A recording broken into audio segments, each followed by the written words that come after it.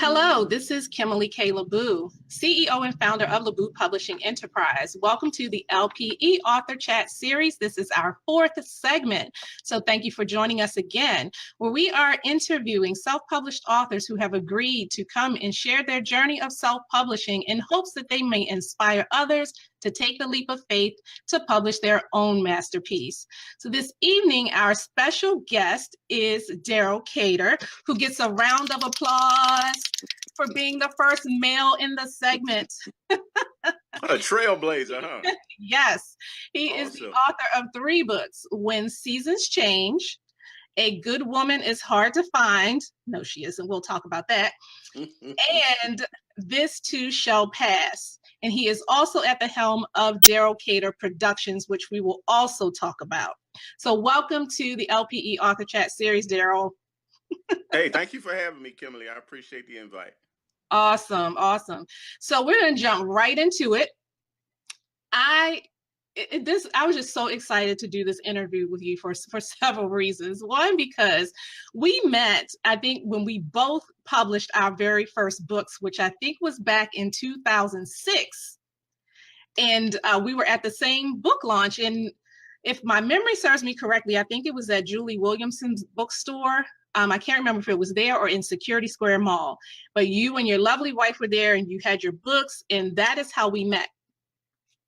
And I remember being so taken with your book cover that I purchased the book, because you know how we are as authors. We go to these book signings and you don't buy anybody else's book because you're just hoping somebody's going to buy yours. But I purchased your book solely because of the cover of your book, which I thought was so amazing. And with any of my boot camps and workshops that I've done, I always talk about your book cover. So I probably owe you some royalties somewhere along the lines. And I want to try to show your book cover really quick that I'm talking about. So When Seasons Change, this is the one for When Seasons Change. And I always thought that cover was so striking. So I want to ask you about the importance of a book cover and how important you think that is to authors, because you always hear never judge a book by its cover, but I think as an author, you better. So I was talking about your book cover design for When Seasons Change, and I actually showed that. And I was talking about how ever since the day I met you, which was at our very first book signing in 2006, I have talked about your book cover for When Seasons Change. And so I said, I probably owe you some royalties or something along the way, because I've been talking about your book cover forever and a day, since 2006. Awesome. So how important do you think it is for a book cover to be, having a great book cover? Yeah, I think it's just as important as the contents itself. I'm a big fan of the Food Network, and I've been watching that for several years. And one of the things that is common amongst all of the chefs and in the culinary field is that we eat with our eyes first.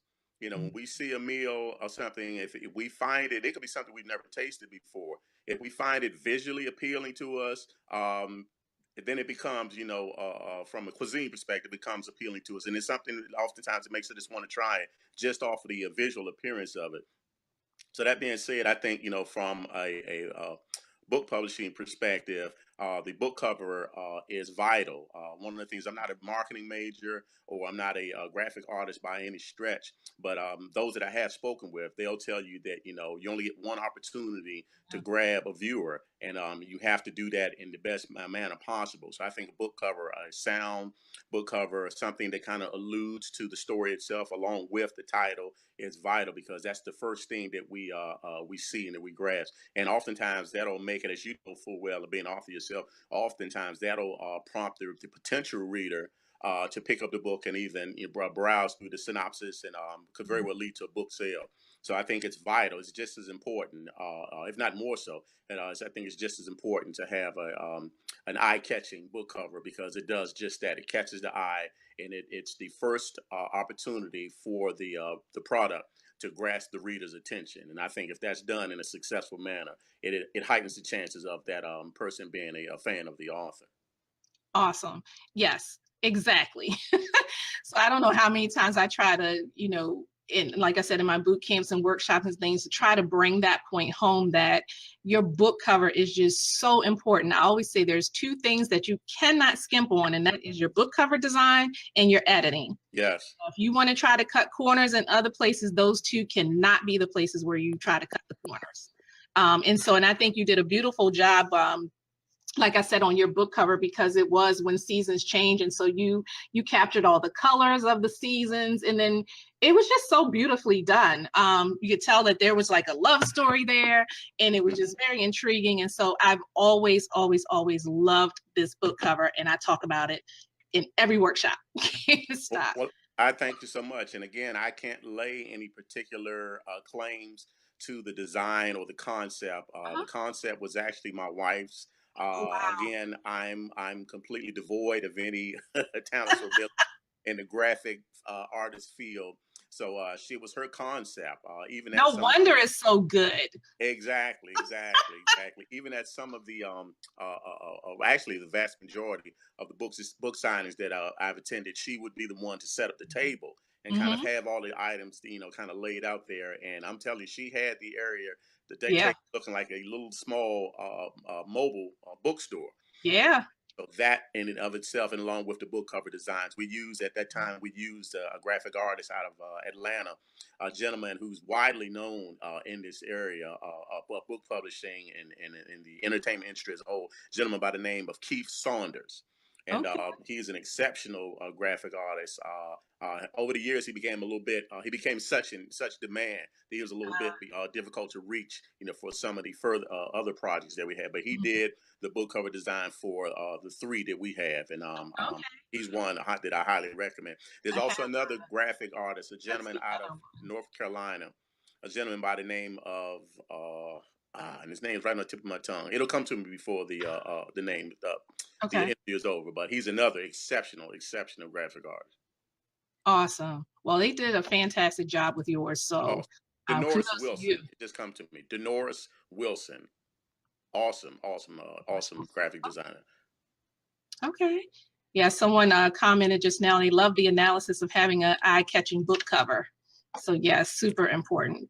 Yeah, I couldn't agree. I couldn't agree more. Good.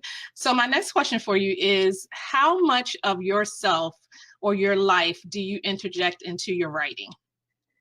To be honest with you, and I think we all as authors do it to a greater or lesser degree, because the analogy that I like to use is that in order to create, and I go back to the culinary aspect, you can see that's probably Yeah. something I'll do in another life.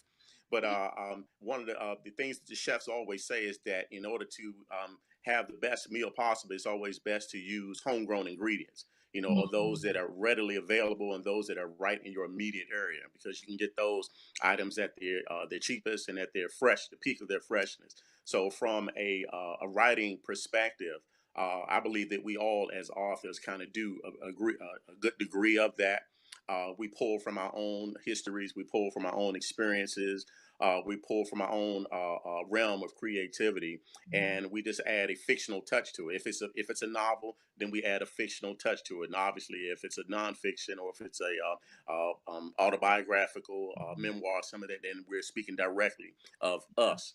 But from a fiction writer's perspective, yeah, I think we all do sprinkle a good deal of ourselves in it, and then we put a fictional twist on it. Because once we put the fictional twist on it, then we can go in it. Because if you're like me, your life is probably not all that exciting. So you have to have a strong creative side to really kind of enhance the story that you're telling. So that's kind of how I kind of look at it. Okay. And so, like I said, you've written three books that I know of that are published, three books, but now you sort of transitioned into something else, which is your production company and writing stage plays. And is it gospel productions or just productions in general? Yeah, from the stage plays perspective, everything that we have has it can fall under the genre of inspirational, if you will, but they all definitely have a message to So, them. Darrell, You are you hear that a back? lot. Okay. Yes. Have some technical issues here on this end. Okay. Yeah, I said it seems like every time you touch your phone, something happens. Yeah, I need to stop touching my phone then, right? Yes. So yeah, what was the last question? I'm sorry. I was asking you about how you transitioned from writing books into writing the productions and the stage plays.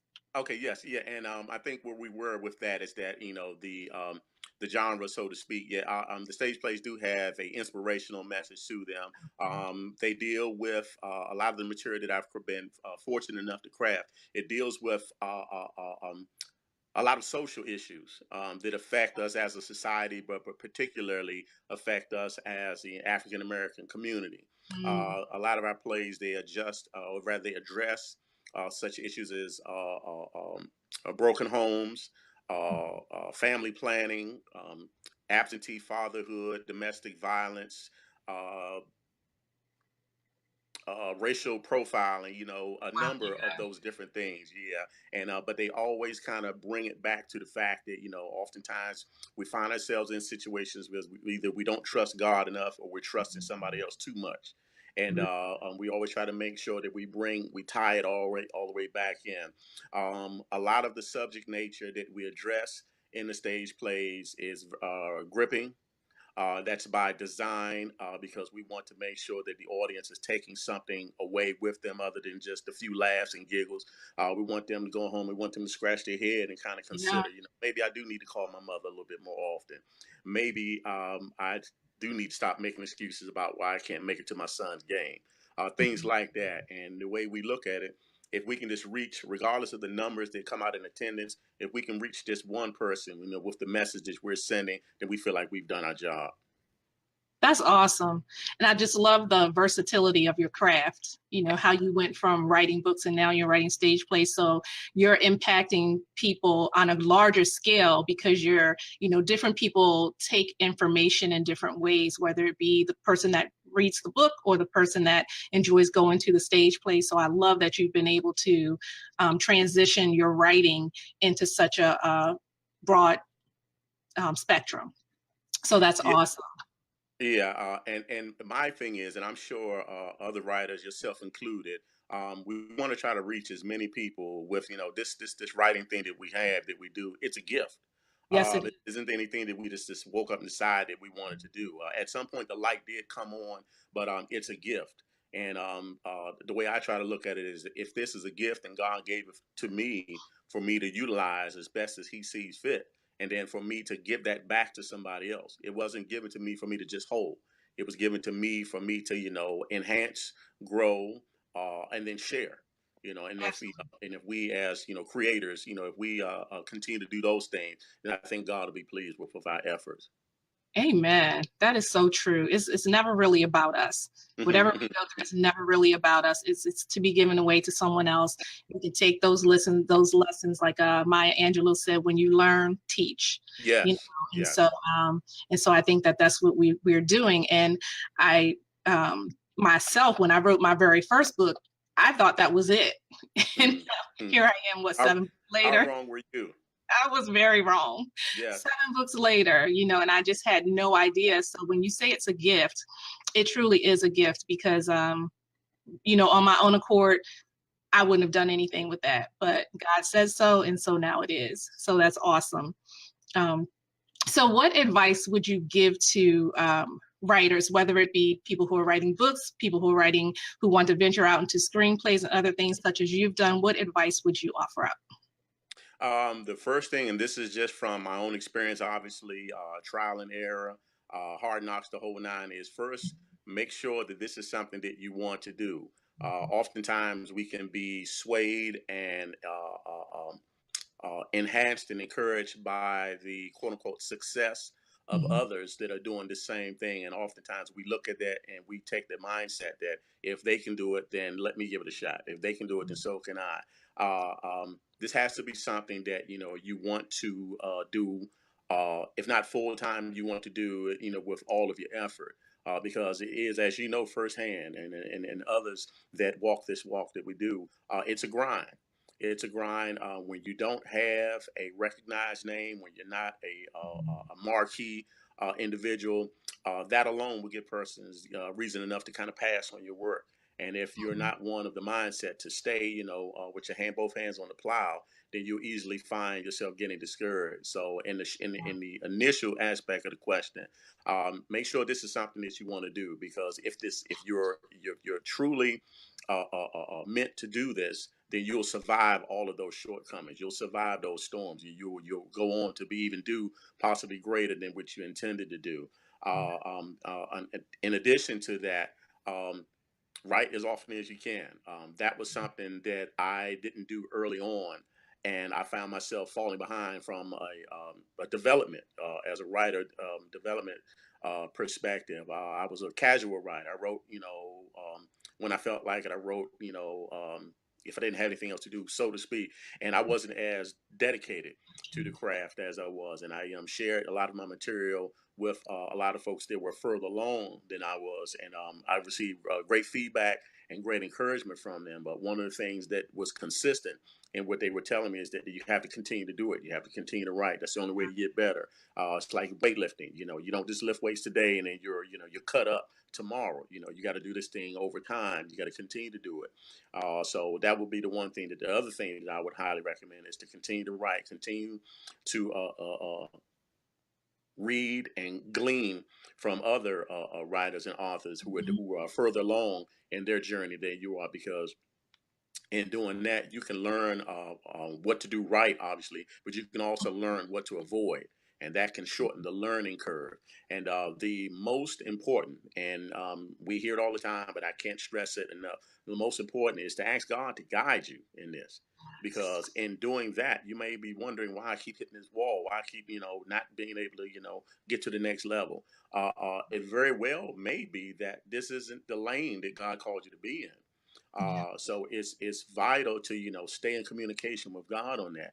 And if He has shown you that this is the lane that He's called you to be in, that this is the place where you want that He desires for you to work, then you go with that. That's your confirmation. But also in that, ask Him to guide you, ask Him to show you, lead you in any paths, in every path that you need to be in. Because in doing that, He will do just that. He will lead you to the people that you need to Yes. be with. He'll lead you away from the people that you don't need to be with. And see, from Mhm. our perspective, human nature, those two individuals, they look just alike. They Yes. look just alike, and we can't tell who's who until we find out. And once we find out, oftentimes it's a little too late, to avoid that pitfall, to avoid that trap door. So, and all of those things that I just said, the most important is to, get in contact with God and to make sure that this is an area that He's called you to do. And once He gives you that current confirmation, I say go full speed ahead. And this, when you and I kind of entered, this craft, Kimberly, uh, there were not as many advantages, technologically speaking, as there are now. That weren't there than when we were come along. So that's a So huge, true. yeah, that's a huge adjustment on the learning curve. So Yeah. that would be my suggestions and recommendations. Mhm. And but it's also a good thing too, because now we have even more avenues that are open to us as far as marketing and sharing our work and getting it out to the masses. I Yes, think yeah, back when we started, you just had to put feet to the pavement and get out there and do it the hard way. But now, with all of the social media and platforms like this where we can share our work, I think authors have a greater opportunity to make an impact now than they did way back when we started. So exactly. yeah. So that's awesome. So tell people, because I know you have places to go and things to do, but I want you to tell everyone where they can get in touch with you, where they can connect with you, and follow all of the great and wonderful things that you have going on. All right, and again, I thank you so much, Kimberly, for making the time, not just for myself, but for others that authors that you've already interviewed, and those that are coming up. This is an amazing platform for people like myself to come on and reach out and connect with a lot of the those that we haven't been able to. So we thank you from the bottom of our hearts for that. Welcome. But for those that want to, follow what Darrell Cador is doing, you can follow myself at the website darrellacador.com. That's www.darrellacador.com. You can also follow me on Facebook, Darrell Cador, and also on Instagram. I'm sorry, at on Twitter at Darrell A. Cador. All right. Well, thank you so much for being my special guest this evening. It was a pleasure to have you. I'm so glad we made it work out. And I just appreciate you. I appreciate you. I followed your journey for a while, and I just think you're doing great and amazing things. So thank you for taking time to share with us on this evening. Absolutely. And thank you for making the time for us. We really appreciate it. And I say it on behalf of all the authors out there. We thank you so much, Kimberly. Thank you. So again, guys, this is Kimberly K. LaBoo with LaBoo Publishing Enterprise. You've been watching the LPE Author Chat series. Thank you again for joining us, and stay tuned because we'll be back again next weekend. So join us again. Take care and be blessed, guys. Bye-bye.